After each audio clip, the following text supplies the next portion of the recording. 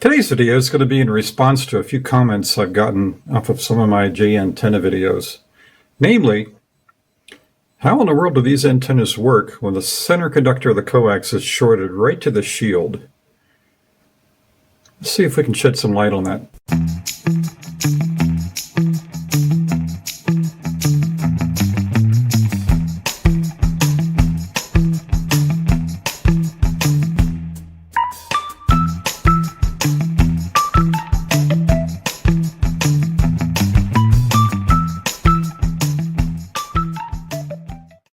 Okay, so as I mentioned, this is in response to a few comments I received on my G antenna builds, where somebody looked at this little arrangement and said, how does that even work? I mean, the center conductor is connected right to the shield. This should not work, right? And if I pull out my vintage Radio Shack meter,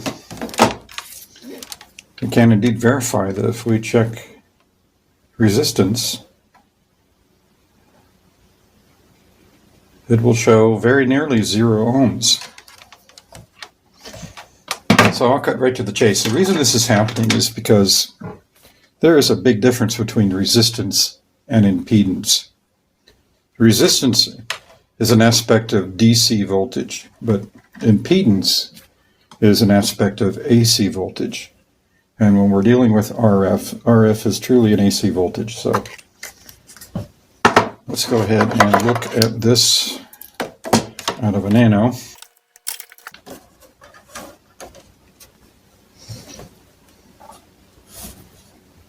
So you can definitely see that this does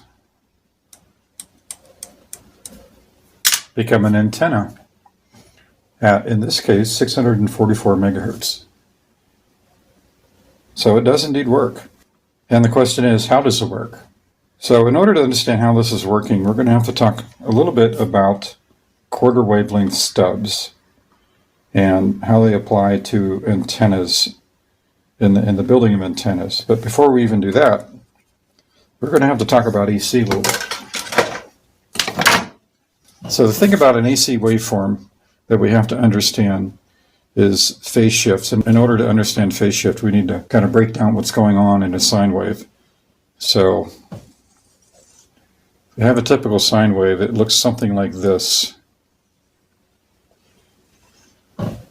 So an alternating current waveform, sine wave. And what we need to understand is, as far as antenna building is concerned, we're mostly concerned with quarter wavelength slices of that waveform.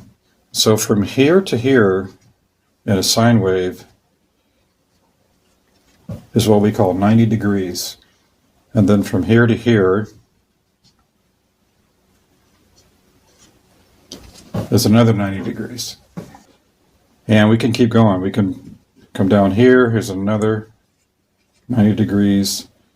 And then when we get back where we started, we have another 90 degrees. And if you add all this up, we're at 360 degrees. And why is that important? Well, whenever you go 360 degrees in just about anything, you end up back where you started. So indeed, if we were to continue this waveform on, it would just repeat itself. So that's important for antenna building for a lot of reasons. But the main reason is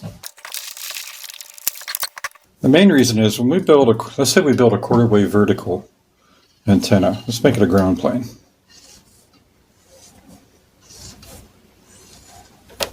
Something like that. And when we run our transmission line to it, the transmission line is going to come up and the shield is going to attach to the radials and our mast, and then the center conductor is going to come up and attach to that vertical quarter wavelength piece of wire or aluminum tubing or what have you. And things in radio happen in quarter wavelength intervals. And if you look at this, you're going to see a current sine wave that's been chopped up into 4 pieces, and it looks like this.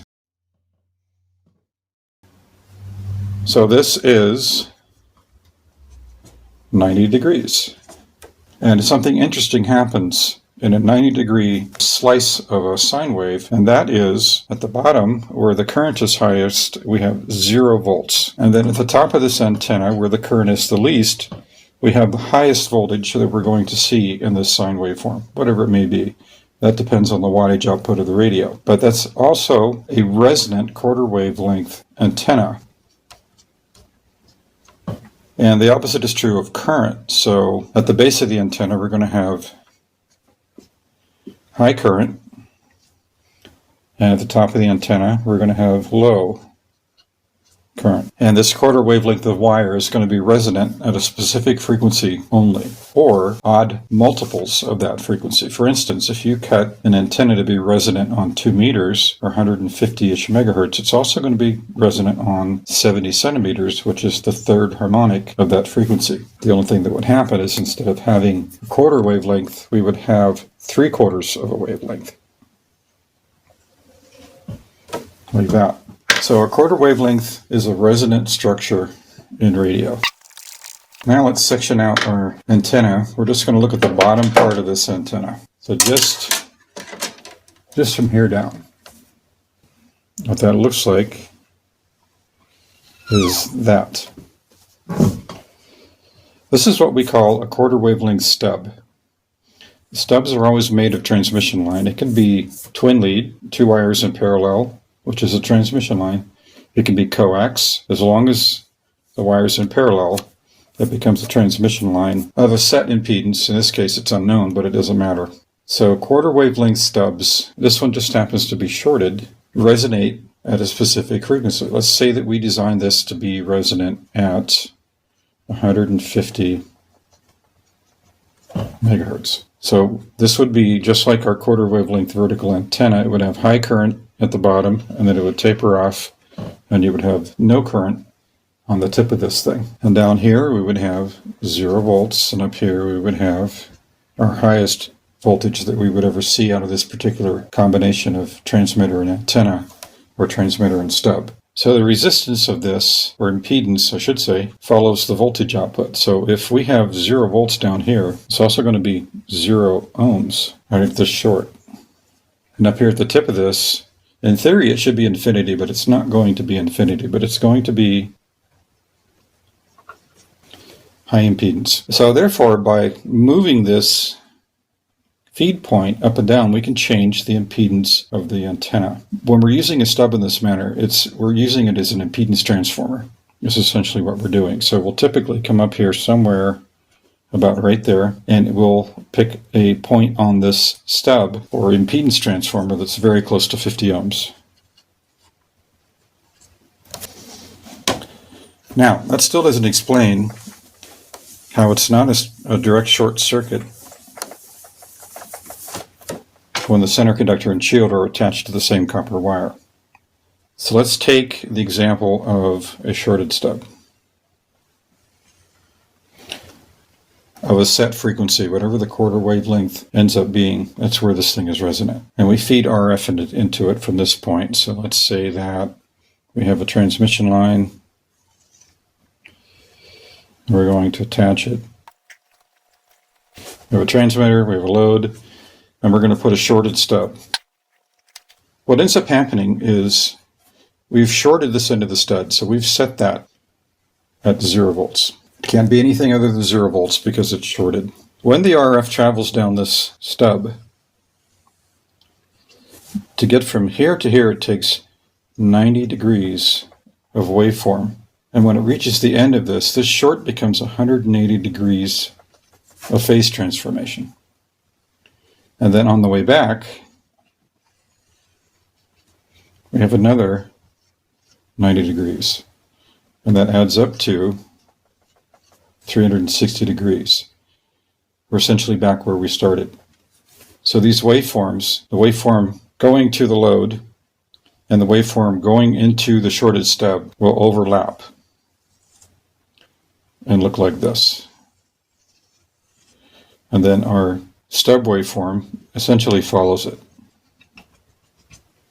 So nothing happens. As long as you're transmitting on the frequency that this stub is tuned to, there's no change in the output. However, let's say we double the frequency of the transmitter. Now this stub will no longer resonate, and it will actually be a short circuit, and it will block any RF from getting to our load if it's an exact double of the frequency that we tuned this stub to. However, if you transmit a frequency that's 3 times as great, then everything triples. So instead of having a 90-degree shift here, we're going to have a 270-degree shift. Over here, we'll still have our 180-degree phase change. Up here, it's going to be 270 degrees. And if you add all that up, 720 degrees. And 720 degrees just happens to be 360 times 2. So we went back to where we started twice. Once again, waveforms overlap, no cancellation. Now what happens if we open this stub up?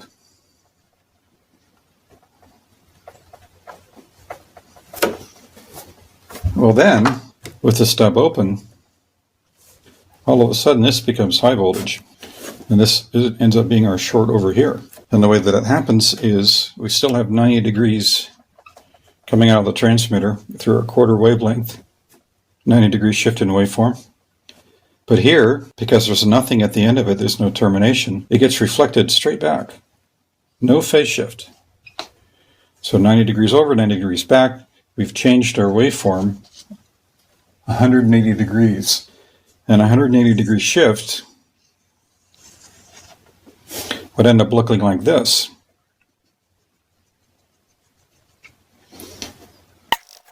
Our reflected wave cancels our source. So this would be a dead short at the transmitter if we did this.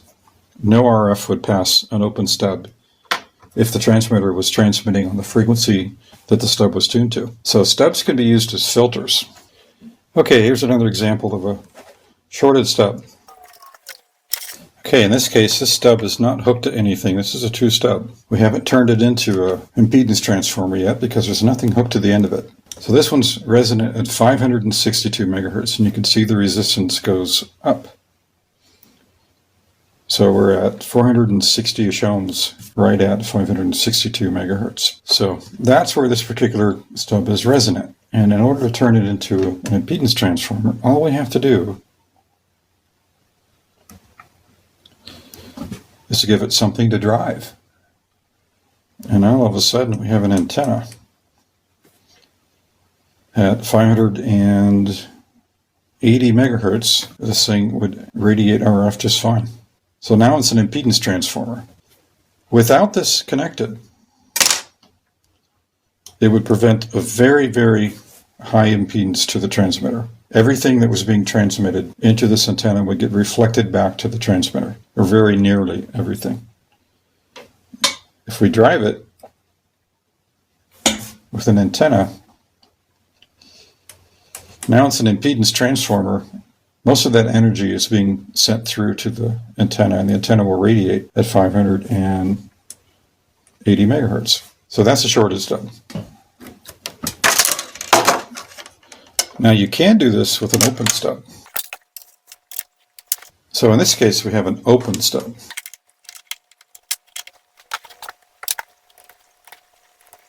Okay, this one is an open stub, and you can see it's essentially the same thing. Because in this case, the lowest resistance point on the antenna is where the coax attaches. So it's still a perfectly viable stub, even though there's no direct connection. Which begs the question, could you make a J antenna without the J and just directly drive off of this open stub, a radiator, and would it work? And the answer is yes, it would. So it is possible to make an antenna off an open stub as well. It's still acting as an impedance transformer, it's just we don't have that short. Now, why don't we do it that way? And the answer to that is there's some good reasons to have the antenna shorted to ground. Both the center element or center conductor, the coax, and the shield shorted to ground. And the main reason is for lightning protection. So if we have a shorted stub and lightning somehow strikes the tip of this antenna, instead of going down the center conductor of this coax to your transmitter and blowing your transmitter up, it's going to short straight to ground because lightning is DC. So lightning is DC. Will that rule out the risk of any damage of your transmitter? Probably not. Still, the simple fact that there's so much voltage can override your transmitter and cause damage, but it's definitely better than not having anything at all. This is essentially the way some lightning arresters are made, just by providing a direct DC short to ground. The other possible benefit of having your radiating element shorted directly to DC ground is in some situations when the wind blows and it's very dry out, you can get static electricity buildup on antennas. And this can be noticed if you hear random popping, surging noises in your transmitter. That's basically high voltage on your antenna that's jumping to ground somewhere. We don't know where that would be, but if you ever hear a random pop or a snap in your transmitter, that's probably static electricity bleeding off the ground somewhere. So with a direct DC short like this, that would be an impossibility. You would not have to worry about that. So there's definite design benefits by having an antenna that's directly shorted to ground. And if you look at my 4-element Yagi, 10-meter Yagi that's up in the air right now, it's got something on it that High Gain calls a beta match, but it's essentially a hairpin match. And on that antenna, if we were to look at that in detail, what you would see is you would have the boom of the beam, and then you would have a reflector and 2 directors, and then you have a driven element. And with a hairpin match, the driven element does not connect to the boom. It's insulated from the boom. And you think, wow, okay, so it's not shorted directly to DC ground, but that's not the case because the hairpin comes off of the ends and directly shorts to the boom of the antenna. So these elements are both shorted directly to ground. And essentially, the hairpin works in creating what we call a shortened stub. So that right there is part of a shortened stub, and so is that. And those will be resonant at a certain frequency, and they provide inductance in the antenna. And the way that these antennas are set up is you have to make the driven elements slightly shorter, which makes them capacitive. And then we add inductance back in, series inductance with the hairpin. And it gives you a short to DC ground, and it also gets you 50 ohms. Because if you didn't have this, if this were directly connected to the coax, this would actually be somewhere in the neighborhood of 12 ohms, which was too low. We want 50 ohms. So the hairpin match allows us to get to 50 ohms and provides a direct DC short to ground. So there you have it. I hope that's helpful. It helps explain how you can have a direct DC short to ground, but with AC, that becomes an impedance that the transmitter will like. Thanks for watching.